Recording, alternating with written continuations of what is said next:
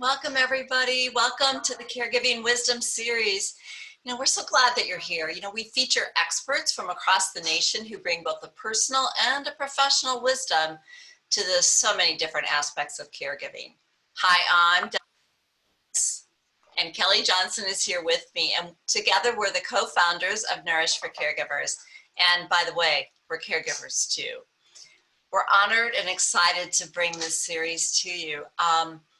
We know that your time's precious. You've made a choice to spend an hour with us, and we promise to not go over. We hope that you find tonight spiritual nourishment, along with the emotional and the practical aspects that we're going to be covering tonight with our topic. We hope that you find it uplifting, encouraging, and inspirational. As we were just mentioning, for anyone who just joined, we are going to remain with videos off and microphones off, but what we are going to do is we're going to use the chat box. So there's a chat feature in the lower part of your screen on the Zoom navigation.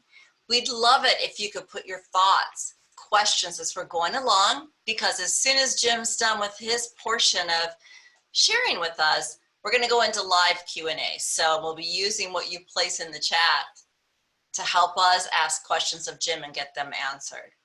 So this evening, we're going to bring to you Dr. Jim Healy, and he's going to share his wisdom with us tonight. But before we begin, as we always do, let's start with prayer.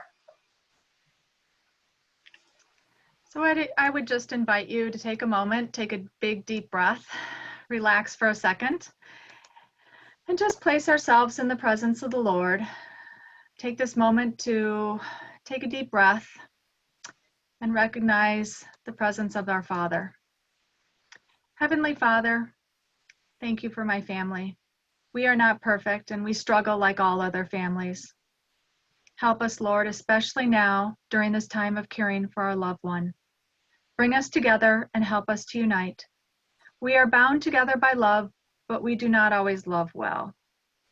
Give us the ability to recognize in each other what is good, and keep us focused on what truly matters most.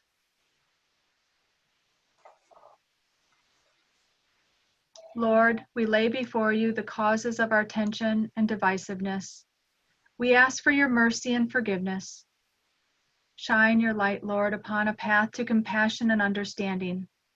May anything that we are hiding from each other be brought forward, and may we not keep a collection of wrongs.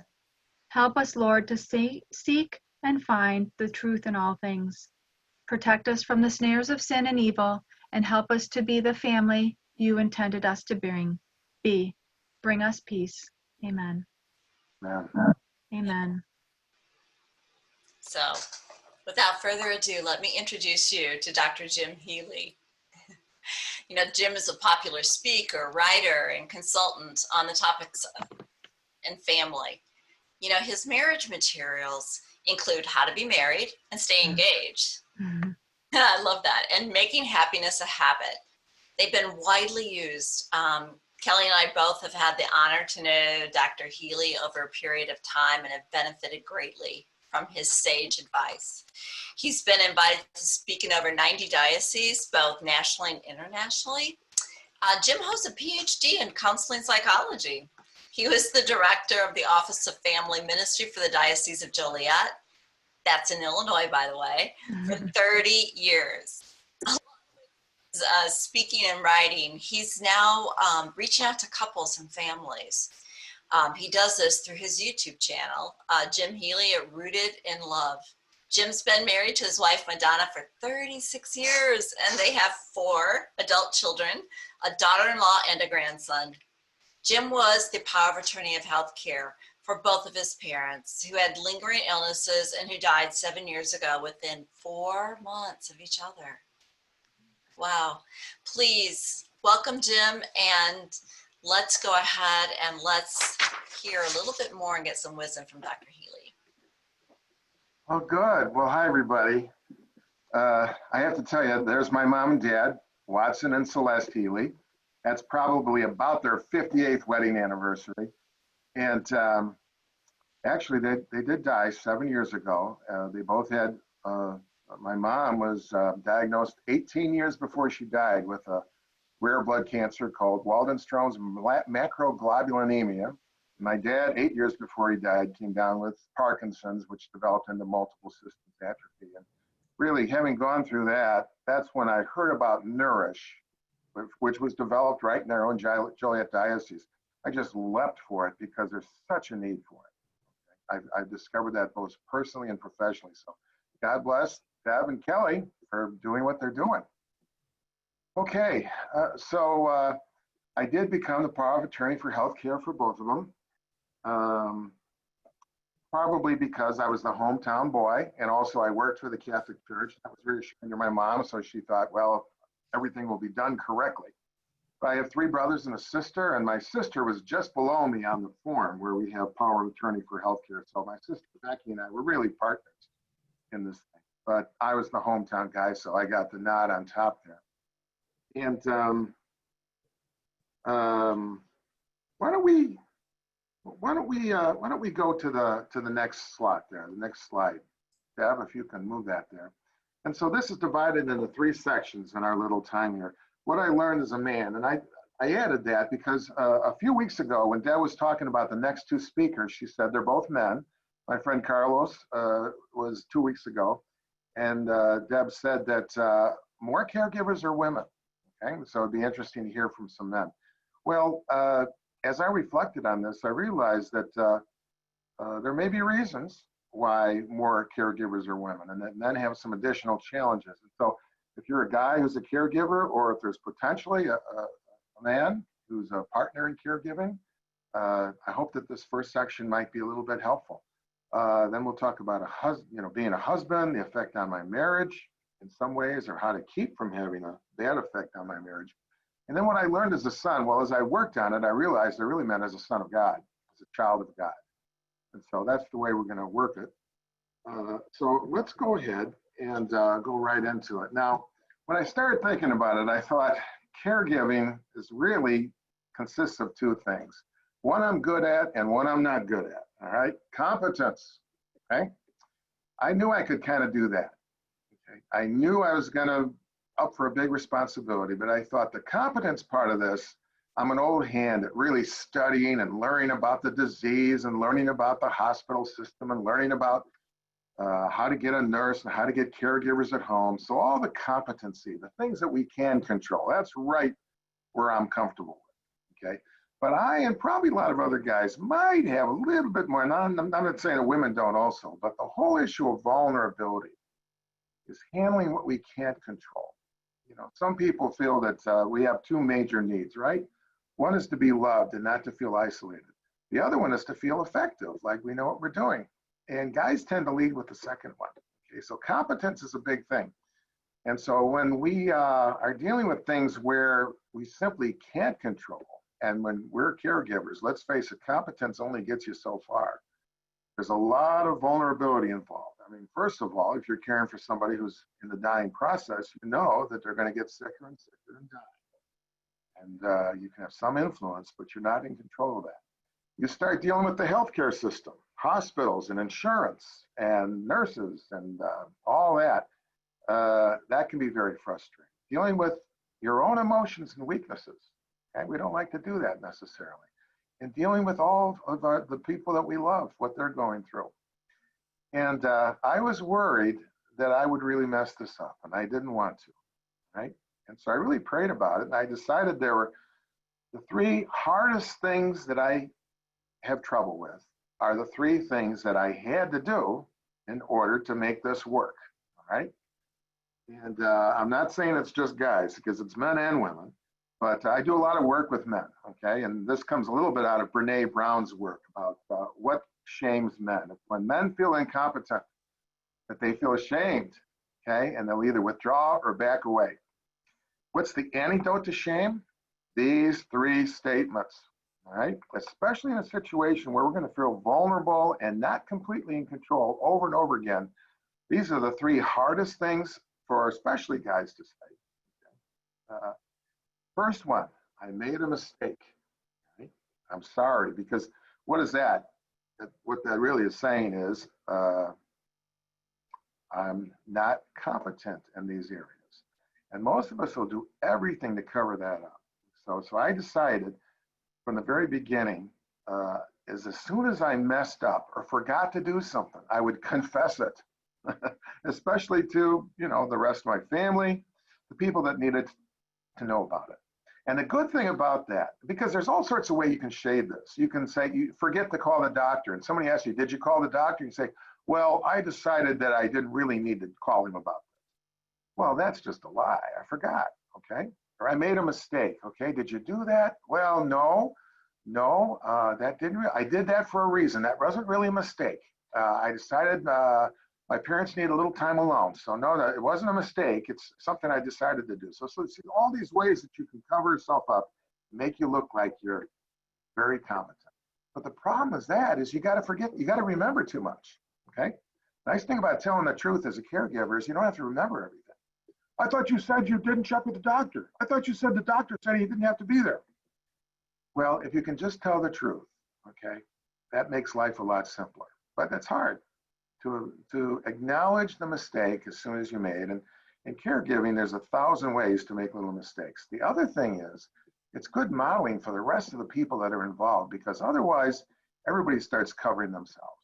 Okay? Because when there's somebody that's sick that you really care for, everybody's very anxious, okay, to care for them. And but everybody makes mistakes. Partly is because we're all amateurs. And when it comes to taking care of your parents, we're all amateurs. You only get so many shots of this, right? And so if I can be very clear about the mistakes, little mistakes I made, then other people can't. Okay, that's the first one. Second one is to say, I need help. Now, in a way, the world might be divided into two kinds of people, to oversimplify this.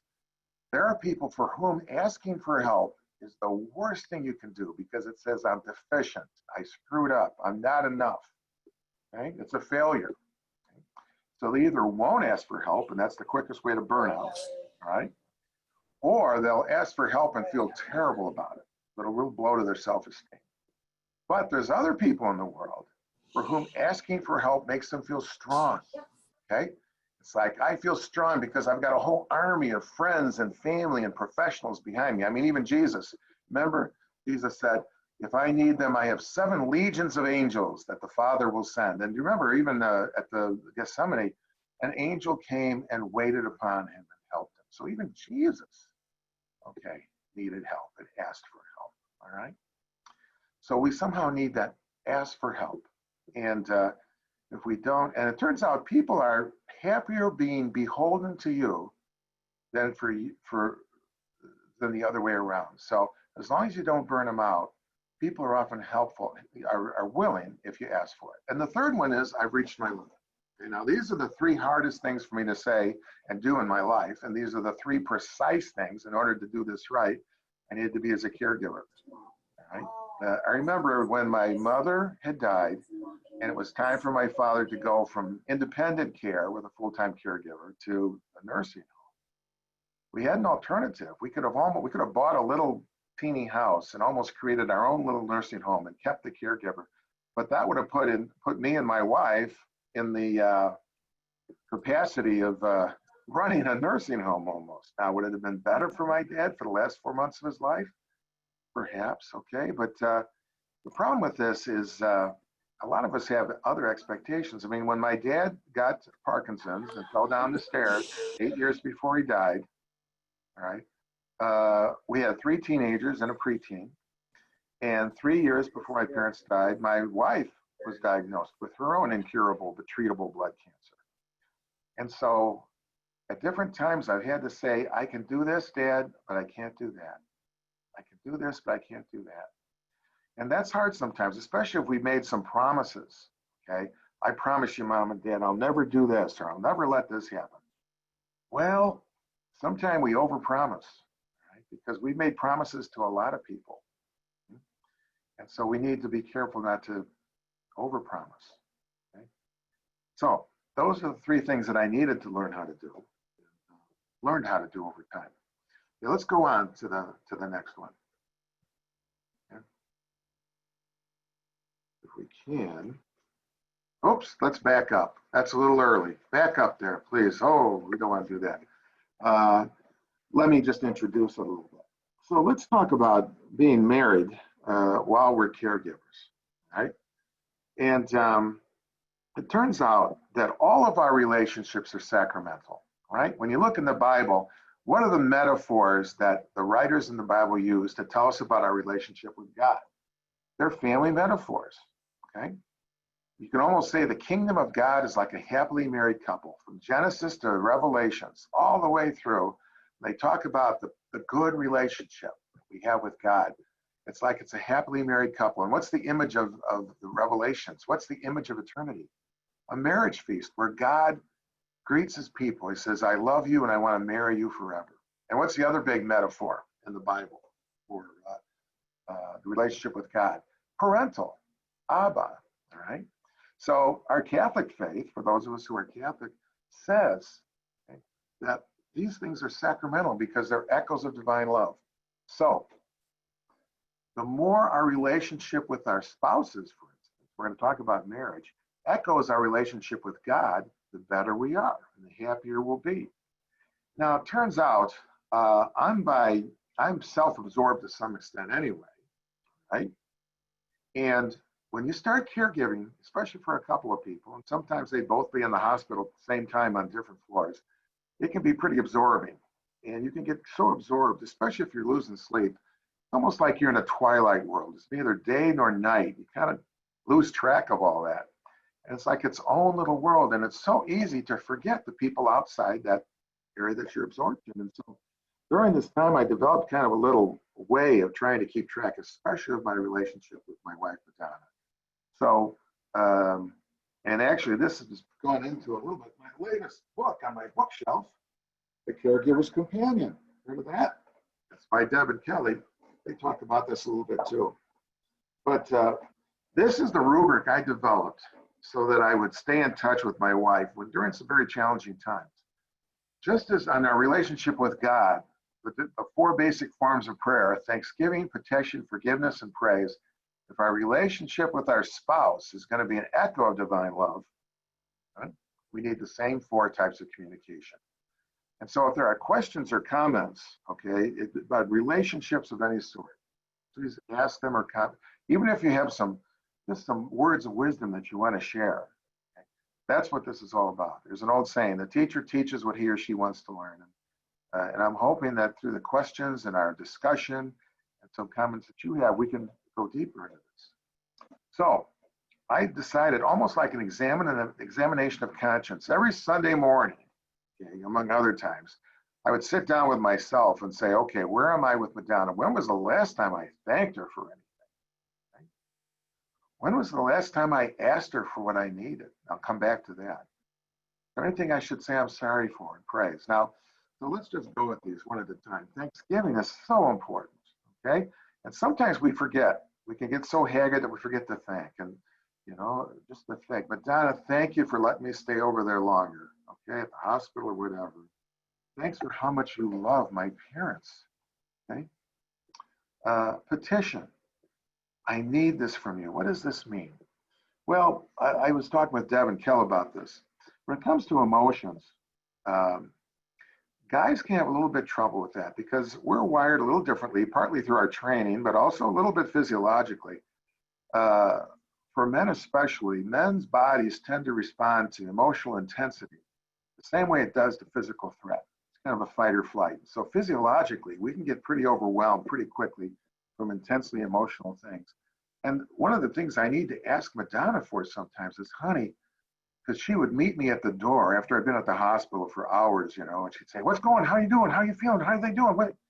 And I would just be so overwhelmed.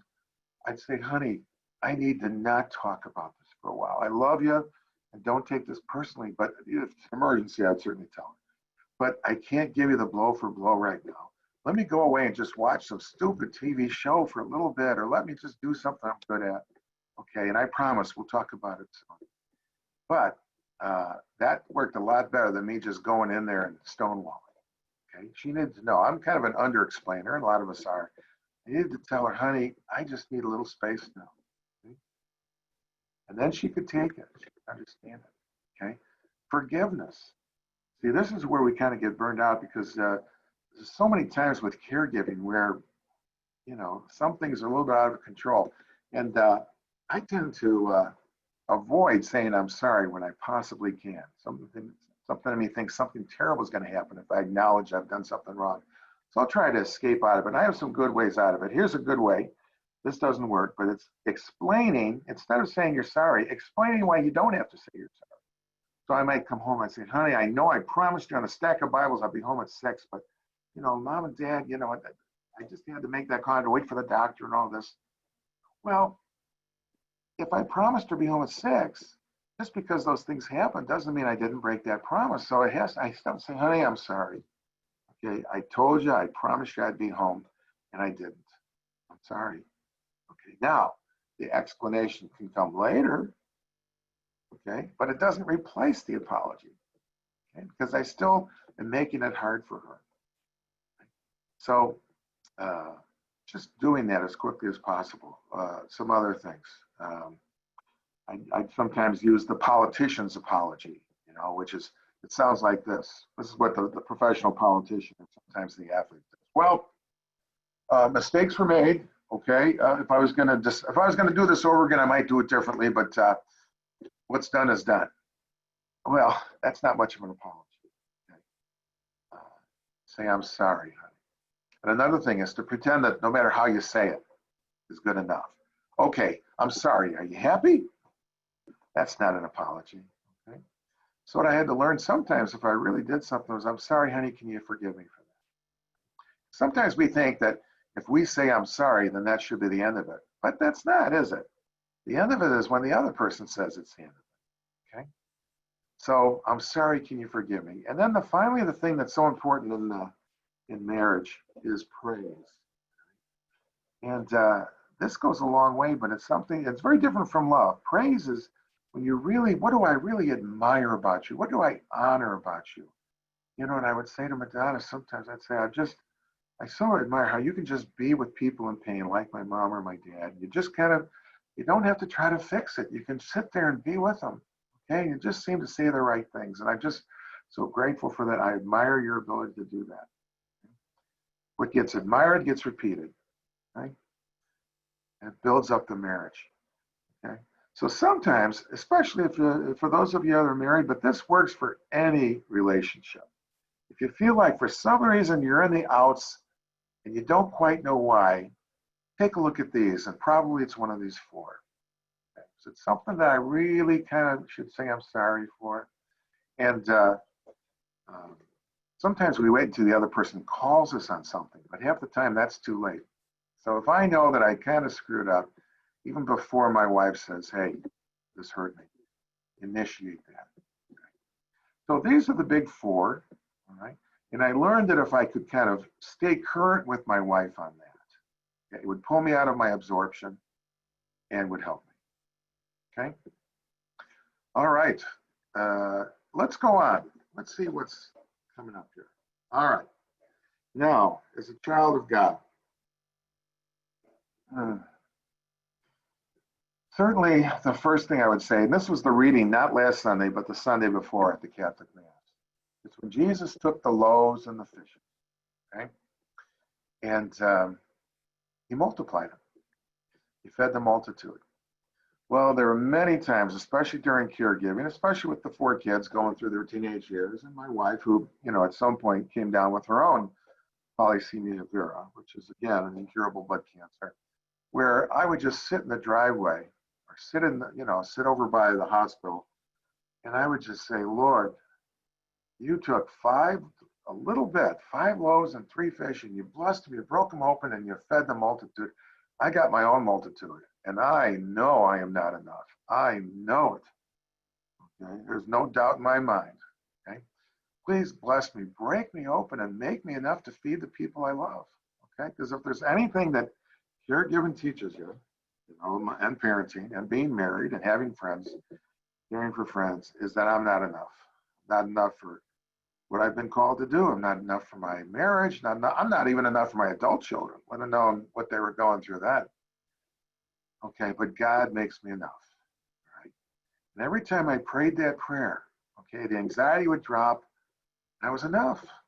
Okay, but sometimes even a little bit left over. But every time I got out of it, okay, and dealt with my own competence, my own ability to deal with that, things didn't end well. Okay? The next thing is, let's talk about Jesus, who's our model in everything, and model in caregiving too. Right?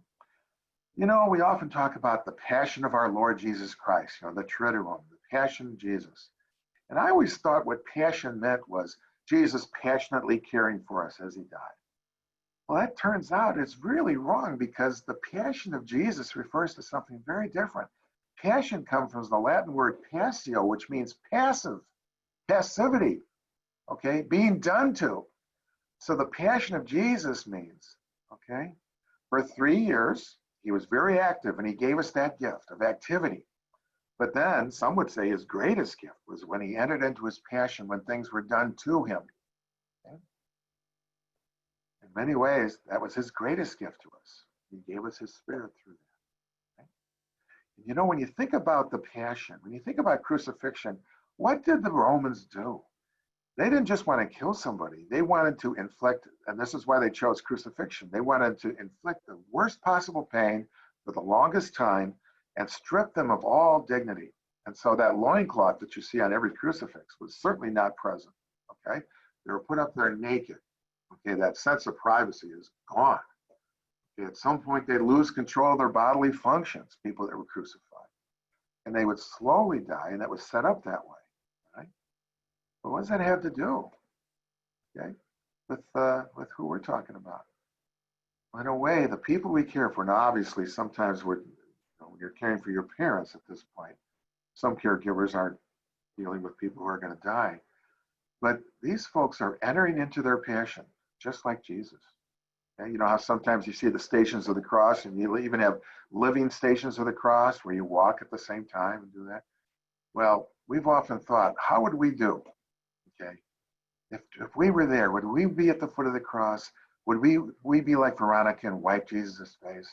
Would we carry his cross like Simon of Cyrene? And sometimes we say we would do that. Well, we have the chance to do it, okay? Because we're caring for somebody who are going to enter into their passion, okay? Yes, they gifted us with their active lives, but they have another gift to offer now, okay? As they become more and more like Jesus. And some won't have to go through something like that, but others, it'll be similar to that. They'll lose their sense of privacy, okay, and their power over their own bodies. Okay, we can either look at that and say, isn't that more important or pathetic? Or we can say, isn't that more and more like Jesus? Okay? We can accompany, just like Jesus calls us, we accompany them on the cross. You know, let's go to that next little panel there. Okay. Now, that's intentionally kind of weird, and I did it, but 50 years ago, I remember, I think I was in college, and so grateful for my dad for things, for all the way he'd taken care of me. And I drew this crazy line. My wife asked me if this is the actual picture. No, I just kind of recreated it. But I sat down with my dad one night, and I said, Dad, you know, this is like us. At the very beginning, see that line on top, that's you, and you took care of me. And then at some point, the lines kind of straighten out and go parallel. But I know at some point, your line is going to go, actually, did I do that right? I didn't even draw that right. I wonder if I did 50 years ago. What I was trying to say is at some point, your line is going to go down and I'll be on top, okay? And I want you to know, Dad, that I'm ready to do that, okay? It's pretty cocky for a 22-year-old, okay? Well, my dad, he didn't like that idea that at some point he would be beholden to me. And so he says, well, I can go parallel for a long, long time, okay? But we're really called, okay? These folks have graced us with their activity, but now through their passion, through being done to them. Okay, now we can go back or go forward. It's the same thing. Okay, we want to help them enter into their passion and be with them, right? So that they can give this as their final gift, imitate Jesus in this way. But there's a price to be paid, and it's called walking the path. Okay, walking the path, right? And do you really want to be crucified along with the person? Well, there's a way to do that. See, the challenge, and we're going back to marriage now, partly. Everybody has a bad day, right? The problem in marriage, for instance, is when you have a bad day the same day as your spouse has. And then what you got to do is you got to try to be at your best when your spouse is at their worst, because everybody's got a bad day, right? And that's a challenge. And so there's 4 ways to do this. So let's go to the next panel. Okay. And I'm indebted to Pat Love and Stephen Stosny for this. All right. Now, this is true in marriage. It's also true if the person you're caring for might be your spouse. It's also true if the loved one. Okay? Because you're called, because the people that you're caring for are going to have bad days. Okay? They're going to be at their worst at different times. And sometimes we're tempted to, we might have a bad day ourselves. And that's when catastrophe happens and we go off on each other. And so this is called emotional transformation. It's the hardest thing in the world to do. Okay?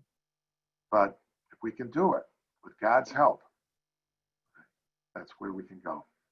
So when you feel like giving up, okay, instead make a small improvement. Now in marriage, if my wife tells me, you're just too messy, Jim, you've got to help clean up, and I feel overwhelmed because I've been kind of a messy person all my life. If I turn this camera around, you'd be shocked, okay? You'd see this messy office. Okay, sometimes I feel like giving up, and instead I'd say, well, I'm going to do one thing. I'm going to make sure that I do the dishes every night, even if the rest of it doesn't. I'm going to make the bed. I'm going to do something. Make some small improvement when you feel like giving up and saying, oh, the heck with it. Okay? When you feel like casting blame, instead find a way to appreciate. Okay? In marriage, it's like, let's say you're both coffee holics, and your spouse was the one supposed to get the coffee, and instead didn't get it. Okay? Well, you can blame big time there, but instead say, I really appreciate you took that burden on, and I know life is busy. Okay? When you feel like withdrawing, and sometimes you feel overwhelmed with the caregiver, the person you're caring for, you just want to get out of there, or you're overwhelmed in your marriage, you just want to leave. Instead, make a small connection before you do. Maybe it's a little kiss on the forehead. Maybe, can I get you anything before I go? Okay? Who knows? But just some sort of small connection instead of just withdrawing. Okay? And finally, when you feel like attacking, find a way to protect. Right? So instead of saying, you had 2 weeks to get ready for this meeting tonight, instead you didn't do anything. Okay? Or this town hall meeting, or this school board meeting. Instead say, honey, is there a way that I can help you get ready for this? That's called emotional transformation. It's the hardest thing. It's being at your best when your spouse or the person you're caring for is at their worst. But if you can do that, right, that's a gift to the relationship.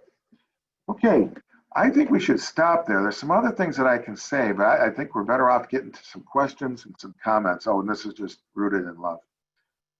So do we have any comments, either from Kelly or from Deb or from coming through the airwaves, or questions? I would invite everyone to please put your comments or questions, in the chat box. But Jim, I'd like to start out by asking you something. So you use the term underexplainer. I don't think I've heard that before. I think as a caregiver in my own relationship with my husband, I'm an underexplainer. Okay. I don't explain enough to him to help bring him along. Yeah. Understand why it's so important to me. And because I don't do that, oftentimes there can be resentment that builds up because I haven't explained. Can you talk a little bit about that? Sure. Well, that can mean a few different things. One is we tend to think what's obvious to us is obvious to everybody. Okay, just look at my situation. You got to know how tired I am. Okay, you know what's going on. And if you'd love me, you would know without me having to tell you. Okay, turns out that's almost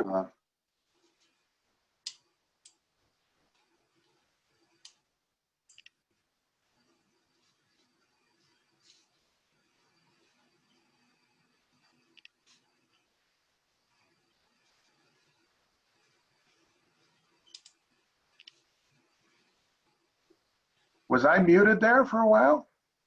You were. how did that happen? I didn't touch anything. I think it was God saying, don't say that. Okay? God must have muted me. My Okay? does that to me a lot. Yeah. So under-explaining is when we just assume that if people, you know, if they loved us enough, they would understand us without us having to explain. Okay. And now what happens in caregiving is that I found that I had that tendency to under-explain was not going to work with my 3 brothers and my sister. Okay. Because they're desperate to have information. So I had to decide to over-explain. Okay. Give them more information they might want because my tendency is just to do the opposite. And of course, like I say, for me to explain means I have to get into some very emotional areas, and that can be challenging. So we'll come back to that, okay? I think I'll probably have a couple more thoughts a little bit later on that one. Other questions? I can throw in another thing here, and this is kind of a challenging thing, and it comes down to making mistakes, and it's really hard, is you know, when you're caring for people that are really sick, you can get hyper vigilant in a way that it takes over your life. You know? There were at least 2 times when Becky or myself caught something. You know, for a while they were in the nursing home just for rehab, and we caught something that if we hadn't caught it, they'd have died. And it's just the fact is, you know, and we learned that you have to be an advocate for the people that are in these settings. But that happens a couple of times. You get really hyper vigilant. You might say, oh my God, I can't do anything day or night but focus on this because I might miss something and my mom might die or my dad might die. Okay, now the same came to me, and I know it sounds flippant, okay, but it's nobody bats 1,000. Now, what does that mean? Okay. All right, if a person is sick enough long enough, you might catch things early enough 10 times or 15 times, but then sooner or later, the law of averages catches up with you and you might miss something, right? And that doesn't mean you're a horrible doctor. Okay? A doctor is, you know, caring for somebody for 10 or 20 years and has been, you know, found everything, okay? But at some point, if people are sick enough long enough, something might happen. That doesn't mean you're a terrible doctor or a terrible nurse or a terrible son, okay? That's actually that's one normal way that people die who've been sick for a long time, okay? Is you catch it quick enough 1 time, 10 times, 15 times, 20 times, and then sooner or later, the normal way, and it's not some horrible thing to feel guilty about for the rest of your life, is that is the way people die. That's normal, okay? And so to just say nobody bats 1,000, that, okay, I'm gonna be as good as I can, okay? But I know that I don't have the power to catch everything, okay? And that was a tremendous relief to let myself off the hook, okay? To say, if that happens, and I know people that they castigate themselves for the rest of their life because they say, oh, I should have caught that. Well, you caught 23 things, okay? And you're only human. So that was a big help for me. Jim, we have a question in the chat. Oh, is that my echo? First, I'd like to say, Lucky Bee had said, Jim, you have walked this path. No one can tell how to do this like someone who has been there. Great information. Thank you so much for your wisdom and time. God bless you. So that was a compliment to you.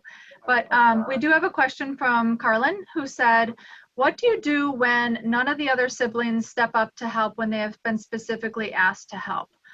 We're caring for our aging mothers. My husband and I both take care of our 92-year-old mothers, and no one lives close. So any kind of thoughts on how to get others to pitch in? Yeah, well, there's different ways to do that. Now, of course, sometimes they're dealing with their own issues. But I had 2 brothers in particular that were pretty far away. And I asked them to play a particular role. I said, there's going to come a time when we're going to be overwhelmed. And we're going to need you to come in with guns blazing, okay? And just be here for a week or whatever and just take over completely. So I'm not asking you for anything now. It's almost like the Godfather thing. I'm going to ask you for a favor or something. And so you ask well in advance, you know, you say, this is what I need. We can handle the day-to-day stuff. Now, this is just my situation. But can you be on tap for that? And that actually helped, I think, them to assuage, what they were feeling about being so far away. And so sometimes they ask for one specific thing. Okay, Break it is a down way into to, a manageable piece. yeah. Break it Okay. down, break it apart. Mm-hmm. Uh-huh. Yep. Yeah. That's another thing about petitioning or asking. It's one thing to say, I'm getting sick and tired of this, and you never help me. And it can be better to ask for one specific and maybe some small thing. Okay. And then just to express so much gratitude for that small thing. It's almost like you're grooming them or getting them to step up. Okay? So that's one possibility. I know that can be very challenging. Okay. And uh, now, sometimes just informational. Thank God we've got all these Zoom contacts now. It can be a little bit easier to do that. What we started having, and we never had before, okay? And I'm 67, and my siblings are all roughly the same age, within 5-10 years. It's been so long since we're all married that we'd had any kind of gathering, just the five of us, right? And we were able to talk in a different way. We'd have sibling lunches, and this could be done by Zoom, just the five of us, because almost always it was the 10 of us. Okay? But there was a certain kind of energy when it was just, we could talk a different way, actually, when it was just the five children themselves. So we might be able to just start with communication. Okay? Be one way to start. So Jim, I have another one. I actually have a comment and a question. So Priscilla is saying, thank you for talking about emotional transformation. It was good information. God bless. Tinu is actually from Australia, and she's living there with her family. And this is what she's saying. We used to have meet with our parents and extended family every holiday. I used to get too much involved with my parents' needs while not thinking much about my own family.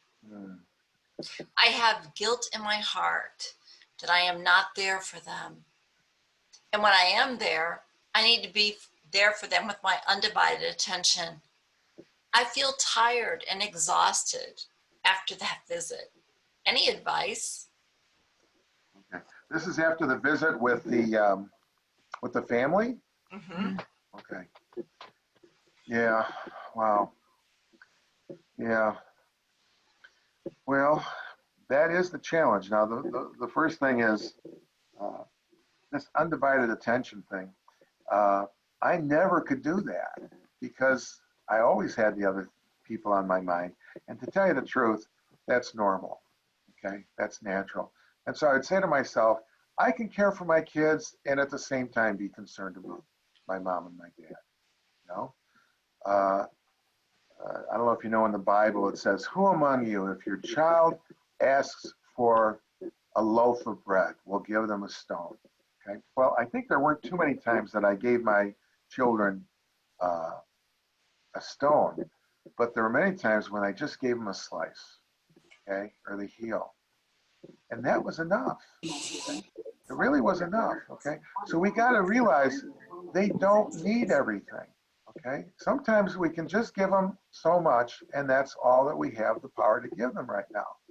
You know, it reminds me of Bishop Blanchett, who had, that's Bishop of Joel. He had a couple bishops ago. He had Lou Gehrig's disease, and by the end, all he could do was just flicker his eyebrows. That's the only thing he had control over. But he would still write letters to the people of God. They'd say, "Bishop, what's the first letter, first word?" A, B, C, and he would click on the right, just blink his eyes, okay, at the right letter. And he would write full letters of his love and his care for the rest of us, okay? Well, you might say on the one hand, he blinked his eyes, big deal, what a gift, until you see what an effort it took.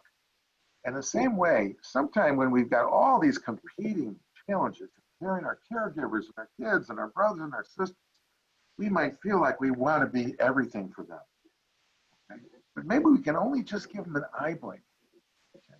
Just some care, some attention, some focus. It doesn't have to be perfect. It just has to be something. Okay? Because again, God can multiply that. Okay? God will. Okay? God will multiply those efforts. So partly is to realize we want to give the full loaf to everybody. Well, you don't have to. okay? And it's enough, okay?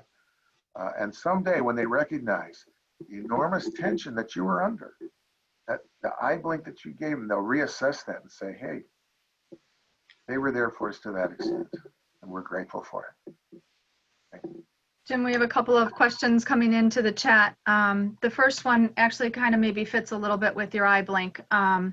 Kathy says that she's caring for her son, 47-year-old Down syndrome, Alzheimer.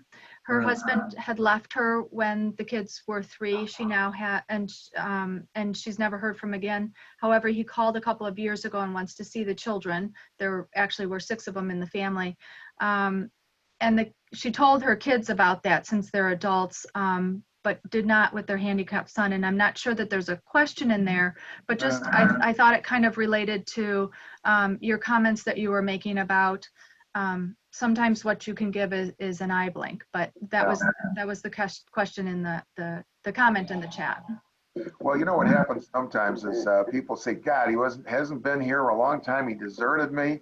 It's not going to be good for the kids. If he comes in and just does this little bit of thing, it's going to be worse than nothing.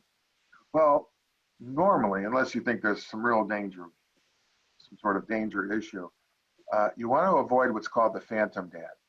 The phantom dad is where the dad's not present at all, okay?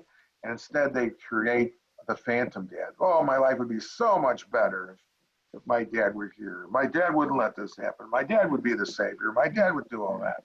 Mm-hmm. And so it's very helpful for, even if he comes in a very limited time and there's, a very limited gift that he can do, he's not the phantom dad. And it brings back to, okay, this is who it is, okay? And, and so it gets rid of that fantasy life, where things would be so different otherwise, okay? It's a gift to just be present in some way, because it fills in the gap and keeps them from fantasizing, about something that would, is not a reality. So I would say, sure, Yeah. I mean, it's certainly a hard situation, and we just pray for you, in those situations. Jim, Maureen and Bob have a question. And they're saying, can you give us some guidance on handling a parent who does not want to relinquish control? By the way, guys, I can relate to that. Yeah. Well, yeah. I always say there's 2 phases, at least 2 phases. And the first one is pleasant. It's where you do for your parents. It's for your dad or your mom, right? And they look at you and they say, oh, you're the most wonderful son. Thank you for doing all these things. Thank you so much, right? But then comes the phase, okay, when they look at you as if you're just, stole their wallet. How can you do this? Okay. And either, out of their own pain, they might try and pull rank, even because they're still the father or the mother, okay? But they just look at you like you're the most uncaring person, trying to take the car keys away, trying to get a helper in, okay? Because most people would rather be taken care of by their loved, by the family members. Right? And so that's a very difficult time. And it's time when a lot of parents feel like they're going to lose control. When you say, I think I'm kind of I'm at my limit. We're going to have to get some professional. Somebody's going to have to come in and help take care during the day or stop by or something. Okay. And that can be, very, very difficult. Now, in some ways, if my wife were here, she would say, she does a lot of work with kids, and she says, give them a choice. And Dad, would you like this or would you like that? Which way can we go here? Which one is better for you? And that, especially somebody who's having trouble relinquishing control, every time you can couch it in the manner of a choice, you're better off, because then they can move in and make an actual choice of that. So that can be helpful. So you might be able to come up with the options. Okay, but make sure you have options that you can offer this person who doesn't want to give up control. Okay. I'd like you to make the final decision. And Jim, I'd add on to that. There was a second part here, which is how to deal with the anger that arises between the caregiver and the person they're caring for. How do you deal with anger? Oh, yeah. Okay. Yeah. Well, sometimes it's very helpful to have a third party. And believe me, I've encouraged a fair number of people to find a counselor or find, because sometimes, let's face it, it can get pretty explosive because you're at your wit's end sometimes, right? And it can be very helpful to have a third party where you can share some of that. Okay? If it all comes out at the person you're caring for, sometimes that's enough luck. Right? There's something called starting soft. Okay? And this is very helpful, even if you have strong feelings with anger. Sometimes we think that if we're angry at somebody, we have to show them we're angry by yelling and say, "You're driving me crazy. I can't take this any longer." Right? Well, all they get is the noise. All they get is the emotion. They don't get the content. And it turns out when we studied people, over 90% of the time, when you start an argument or a conversation where you're feeling angry and you act angry, over 90% of the time, it ends angry. Whether it ends 5 minutes later or 5 hours later, it ends badly. It ends as bad. So the end is in the beginning. So if you're going to raise this issue, if there's a lot of anger involved, and you really want to talk about it. Start by, here's one way to do it. Get back to that love is patient, love is kind, all right? And put your own name in there and say, Jim is patient, Jim is kind, Jim does not brood over errors, but rejoices with the truth. Even if you know that's not true, pray for that. And then start soft. You say, Dad, Mom, we need to talk about this because that's really got me upset. You know, I'm just feeling really strongly about this. So much that I'm having trouble sleeping. I'm having trouble eating. I can hardly think about anything else. It's really bothering me. We have to talk about it. And the other person, did I lose? Everybody got me still? Can you hear me? You're good. You're okay. And the other person might still say, oh, no. But if you can stay soft, okay, at the beginning, the other person, it's contagious. It's almost like yawning. If you stay soft, that soft tone, and bring it down, that can help an awful lot. Okay? So start soft is one way. But that takes some spiritual muscle to do that, especially when you're feeling overwhelmed. So that's one small way to do it. And Deb, are you going to share your screen? Yes, I have up. Nope, you're not. Jim, I liked the part while Deb's bringing that up is I like that part where you were when you were talking about being a child of God, and you brought up reminding us that Jesus is a model for our caregiving, because and talked about the passion, because I think so often in caregiving, so much of caregiving sometimes we feel like is done to us, and I just think that that's really very reassuring in our time of caregiving. So thank you for that. Yeah. Do I have time to say one more thing? How are we doing here time-wise? Is there a question, or should I say something, one more thing that I was going to say? Sure. Okay. Let's just push that a little bit further here about Jesus and the passion. Remember what Jesus said? I have to die so that I can send you the Comforter, so I can send you my Spirit. And in a way, that's also what happens. Okay, when the people that we care for, when they die, somehow we have a sense of their spirit. All right? We have a sense of who they are. I mean, I remember right after my father died, I remember, because I was out of town, I'd set it up very carefully. I didn't think he was going to die that weekend. He wasn't supposed to. But my brother was there and my sister-in-law. I had good coverage. I remember right after he died, I was in Minnesota because I couldn't get back in time. And I just was talking to him. I said, Dad, after all this time, after all these years, I wasn't even there for you. And almost immediately had this sense from my dad. He says, oh, Jimmy, don't worry about that. Don't give that the final, don't give it the next thought. You did fine. Okay. And the thing to remember is you will be forgiven. If you screw it up, okay, you're the person that died now knows themselves and loves you and forgives you. All right. And sometimes we have a lot of trouble. Most of us, if we've cared for somebody we love, when they die, we go over and over and over again. Okay, did I do that right? Did I do that wrong? Okay.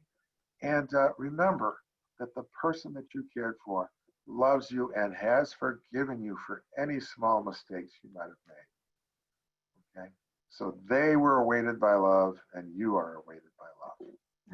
That's beautiful. Thank you, Jim. Thank you.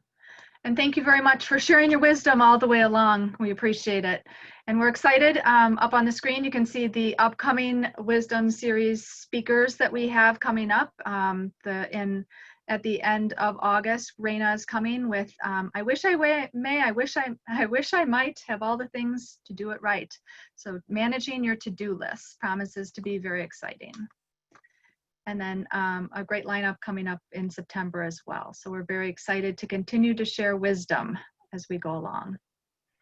One other item that I'd like to mention is that an upcoming end of August, beginning of September, encouragement series, which is a series of speakers designed especially for caregivers to lend encouragement. So the information is at www.encouragementseries.com. Take a look at that encouragement series coming up. And Kelly and I will be a part of that series. And then finally, a book review, as Jim mentioned.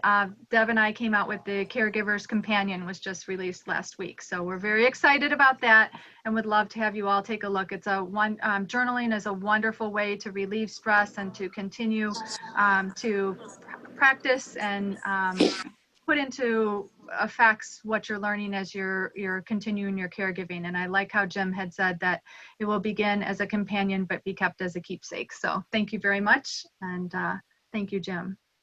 Lots of thank yous coming in on the chat box, Jim. So thank you all for joining us, and we look forward to seeing you again. And thank you, Jim, for being with us. God bless you. And Chuck and Mila are asking, how can I get a copy of this? We'll be posting this on our website for anyone who's still on, and we'll be sending out a notice. We'll be able to hear from Dr. Jim Healy on record on our videos. So we'll be putting it out there. Thank you so much, Jim. You're welcome.